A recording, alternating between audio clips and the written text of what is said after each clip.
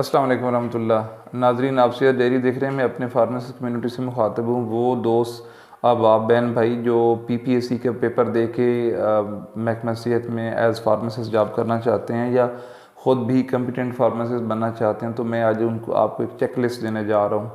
आप अपने आप से अपने तैयारी की है पीपीएससी की, तो अपनी चेक लिस्ट के मुताबिक अपनी तैयारी और रिवीजन कर लें। पूछ लें अपने आप से कि आपने ये काम करना है या नहीं करना, आपसे बात सब पड़ेगा या नहीं पड़ेगा। तो जो आपने करना होता है उसी के बारे में आपका नॉलेज को जांच पड़ताल की जाती है। मैं आपको चीज़ें गिनवा देता हूँ। आपने फार्मासिस्ट भर्ती होना है और आपने मेडिसिन स्टोर करना है, मेडिसिन को स्टोर करना। तो क्या आपने पंजाब ड्रग रूल 2007 का शेड्यूल एच पढ़ लिया है? आपको आना चाहिए कि नहीं, खुद से पूछें। खुद से पूछें कि आपने दवाई परचेज़ करनी है तो आपको उसका लेबल पढ़ना, उसकी पैकिंग देखना, उसके मिस ब्रांडेड होने का, बाकी डिफिनीशंस का आइडिया है, प्रोक्योरमेंट प्रोसीजर आता है, पेपरा को पढ़ रखा है। नहीं पढ़ा तो ख़ुद से पूछें और ये चीज़ तैयार करें। आपने इन्वेंट्री मैनेजमेंट करनी है, आपने ड्यूटी रोस्टर बनाने होते हैं, दवाइयाँ का स्टोर करना, एक्सपायरी से बचाना आपका काम है। तो क्या आपको फीफो का असूल आता है? इसके बारे में आपने कुछ पढ़ रखा है? नहीं पढ़ रखा तो पढ़ लें। इसी तरीके से आपने मेडिकेशन रिव्यू करना है, बेड साइड पे जाना है, तो आप मुख्तलिफ़ मेडिसिन थेराप्यूटिक्स क्लासेस की यूज़, कंट्राइंडिकेशन और उसकी डोज़ के बारे में आपको इल्म है। आपने कभी बीएनएफ देखी? कुछ ऐसी प्रैक्टिस है? अपना नॉलेज इस अंदाज से बढ़ा रहे हैं? नहीं बढ़ा रहे तो आप अपना इस तरह से पढ़ना शुरू कर दें। इसी तरीके से आपने एडीआर का नाम सुना है, एडवांस ड्रग रिएक्शन। तो ये तो कोई भी बंदा रिपोर्ट कर सकता है ड्रैब के फॉर्म के ऊपर, और अब तो एप्लीकेशन भी है। तो क्या आपने एडीआर के बारे में, फार्मेको विजिलेंस के बारे में, रिपोर्टिंग के बारे में, ड्रैब के जो रूल्स हैं, ड्रैब का जो फॉर्म है, वो आपने देखा है, पढ़ा है? नहीं पढ़ा तो उस पर आप काम कर लें।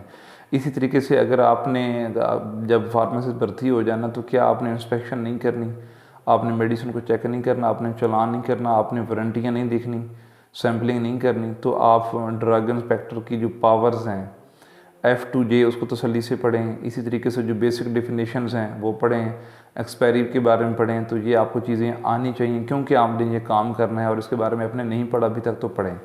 आपने ड्रग कोर्ट में टेक्निकल मेंबर बन सकते हैं कल आपको, तो आपको इनकी टर्मिनोलॉजी ड्रग इंस्पेक्टर की, और साथ में आपको तरीक़ाकार और फिर जो भी जुर्म साबित होते हैं, जो जो जुर्म होंगे उसके अगेंस्ट सज़ाएँ कितनी होंगी, कितनी लॉ में लिखी हुई हैं, इसके बारे में कौन सी अमेंडमेंट्स हुई हैं, आपने पढ़ी हैं? नहीं पढ़ी तो आप पढ़ लें।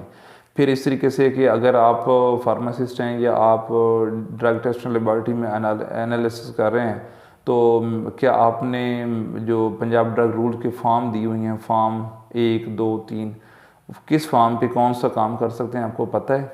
नहीं पता तो आप पढ़ लें। इस साथ ही साथ आपने डिफरेंट हेल्थ केयर प्रोफेशनल की टीम के साथ डिफरेंट जगह पे काम करना, तो अपनी कम्युनिकेशन स्किल्स जो है ना वो इम्प्रूव करनी हैं, की हैं, नहीं की तो कर लें। स्टोरेज कंडीशन है, इसके अलावा आपने मेडिसिन को स्टोर करना है, तो क्या आप for external use only medicine अलग रखेंगे?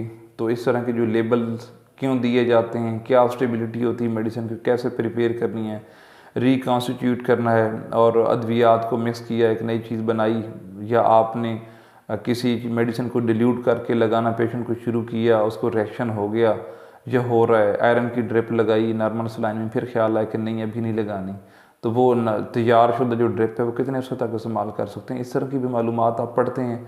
नहीं पढ़ते तो आप पढ़ें और आपका नॉलेज बढ़ेगा।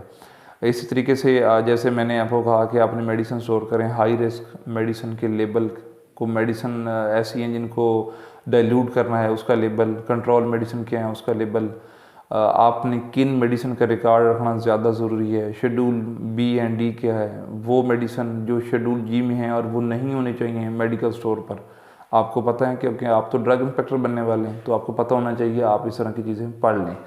इसी तरीके से अगर मैंने आपको समझाया कि आप ईआर में ड्यूटी कर रहे हैं, इमरजेंसी डिपार्टमेंट में कर रहे हैं, इंडोर में कर रहे हैं, कोई चीज़ पॉइजनस चीज़ है, मेडिसिन ओवरडोज में लग गई है, तो किस मेडिसिन के एंटीडोट है, या अगर एंटीडोट नहीं है तो उनकी ओवरडोज को उसकी मैनेजमेंट क्या है, आपने पढ़ी है? नहीं पढ़ी तो पढ़ लें। ये बड़ी ज़रूरी चीज़ें हैं। और फिर आपने ड्रग टेस्ट लेबॉरेटरी में जो जिन मशीनों से आपका वास्ता है, HPLC है, ये बाकी हैं, उनके बारे में आपने पढ़ा है, उनकी कॉलम के बारे में, रेडिएशन के बारे में, बाकी चीज़ें डिटेक्शन के हवाले से चीज़ें पढ़ी हैं तो नहीं पढ़ी तो पढ़ लें।